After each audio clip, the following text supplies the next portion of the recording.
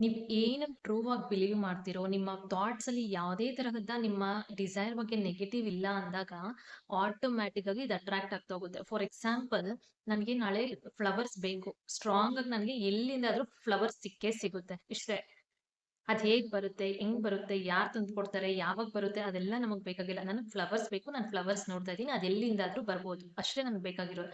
ಅದನ್ನ ನೀನ್ ಸ್ಟ್ರಾಂಗ್ ಆಗಿ ಬಿಲೀವ್ ಮಾಡಿದಾಗ, ನಿನ್ ಇಂಟೆನ್ಷನ್ ಸ್ಟ್ರಾಂಗ್ ಆಗಿದ್ದಾಗ, ಅದು ಆಟೋಮ್ಯಾಟಿಕ್ ಆಗಿ ನಮ್ಗೆ ಸಿಗ್ತಾ ಹೋಗುತ್ತೆ. ಬೇಕಾದ್ರೆ ಫಾರ್ ಎಕ್ಸಾಂಪಲ್ ಇವತ್ತು ನೀವು ಯಾವ್ದಾದ್ರು ಒಂದು ಡಿಸೈರ್‌ನ ಇಟ್ಕೊಂಡು, ಒಂದು ಸ್ಮಾಲ್ ಡಿಸೈರ್ ಇಟ್ಕೊಂಡು, ಅದನ್ನ ಒಂದು ಇಂಟೆನ್ಷನ್ ಸೆಟ್ ಮಾಡಿ, ನೀವು ರಾತ್ರಿ ಮಲ್ಗೋಕ್ಕೂ ಮುಂಚೆ ಬೆಡ್ ಮೇಲೆ ಕುತ್ಕೊಂಡಿದ್ದಾಗ ಒಂದು ವಿಜುವಲೈಸ್ ಮಾಡಿ, ಈ ತರ ಆಬ್ಜೆಕ್ಟ್ ನನಗೆ 2 ಡೇಸ್ ಅಲ್ಲಿ ಸಿಕ್ಕಿದೆ. ಆಲ್ರೆಡಿ ನೀವು ಅಲ್ಲಿ ಇದ್ಕೊಂಡು ಎಂಜಾಯ್ ಮಾಡ್ತಾ ಇದ್ದೀರಾ. ಇದು ನನ್ನ ಹತ್ರ ಇರೋದಕ್ಕೆ ಥ್ಯಾಂಕ್ ಯು ಅಂತ ಫೀಲ್ ಮಾಡಿ, ಆ ಆಬ್ಜೆಕ್ಟ್ ನ ನಿಮ್ಮ ಬ್ರೈನ್ ಅಲ್ಲಿ ರಿಪೀಟೆಡ್ ಆಗಿ ಥಿಂಕ್ ಮಾಡಿ. 1 ಅವರ್ ಒಂದ್ಸತಿ ಅದನ್ನ ನಿನ್ನ ಮೈಂಡ್ ಅಲ್ಲಿ ಅದೇ ಆಬ್ಜೆಕ್ಟ್, ಅದೇ ನಿನ್ನ ಹತ್ರ ಇರೋ ತರ ಫೀಲ್ ಮಾಡಿ, ಈ ತರ ಮಾಡ್ತಾ ಇರಿ. Within 2 days or within 7 days ನೀವು ಆ ಆಬ್ಜೆಕ್ಟ್ ನ ನಿಮ್ ಕೈಯಲ್ಲಿ ನೋಡ್ತೀರಾ.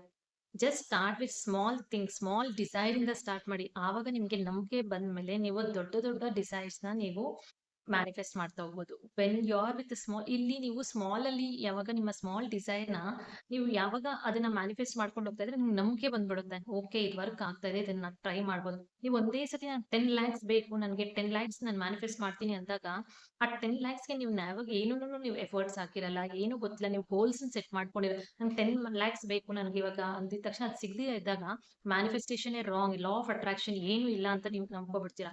ಲಾ of attraction is true. Manifestation ಯಾರು ಏನೇ ಹೇಳಲಿ, ಲಾ ಆಫ್ ಅಟ್ರಾಕ್ಷನ್ ವರ್ಕ್ ಆಗುತ್ತೆ.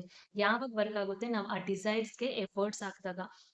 ನಾವು ಹಾಕೋ ಎಫರ್ಟ್ಸ್ ಎನರ್ಜಿ ಪಾಸಿಟಿವ್ ಇದ್ದಾಗ, ವೈಬ್ರೇಷನ್ಸ್ ಮ್ಯಾಚ್ ಆದಾಗ, ಆ ಅಲೈನ್ಮೆಂಟ್ ಅಲ್ಲಿ ಇದ್ದಾಗ ಆಟೋಮೆಟಿಕ್ ಆಗಿ ಮ್ಯಾನಿಫೆಸ್ಟ್ ಆಗುತ್ತೆ.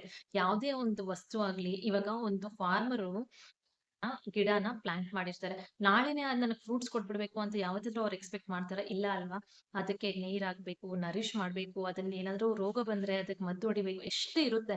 ಅದೆಲ್ಲ ಮಾಡಿ ಯಾವಾಗ ಅವ್ರು ಫ್ರೂಟ್ಸ್ ನೋಡೋದು, ಯಾವಾಗ it takes time, it is A process. ನಾವು ಅದ ಡಿಸೈರ್ ನಿಂಗಿದ್ದಾಗ ನೀನ್ ಅದನ್ನ ಪದೇ ಪದೇ ನರಿಶ್ ಮಾಡ್ತಾ ಇರ್ಬೇಕು. ಅದಕ್ಕೆ ಏನ್ ಬೇಕೋ ನೀನ್ ವರ್ಕ್ ಮಾಡ್ತಾ ಇರ್ಬೇಕು. ನೀನೊಂದ್ ಜಾಬ್ ಅಂತ ಕೇಳಿದಾಗ, ಆ ಜಾಬ್ ಬೇಕಾಗಿರೋ ಎಲ್ಲಾ ವರ್ಕ್ಸ್ ನೀನ್ ಫಿನಿಶ್ ಮಾಡು.